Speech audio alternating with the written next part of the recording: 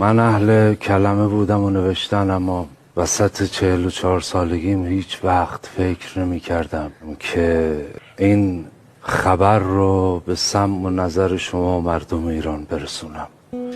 بسم الله الرحمن الرحیم.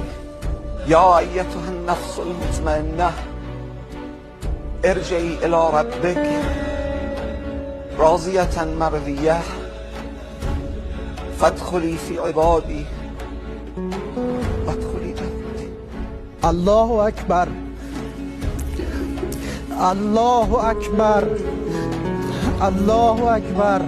روح بلند پیشوای ملت بزرگ ایران و پیشقراول امت اسلامی، پدر مهربان امت، رهبر و امام مسلمین، قائد و رهبر و سرسلسله انقلاب اسلامی، حضرت امام خامنه ای، حضرت آیت الله العظمی سید علی حسینی خامنه ای، شهید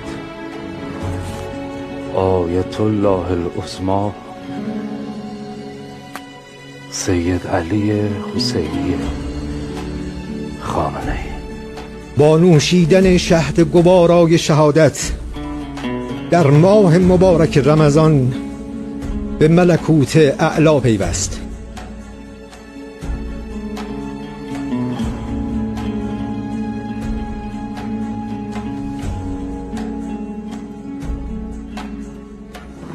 قبل آن نام مبارک بنویسید شهید.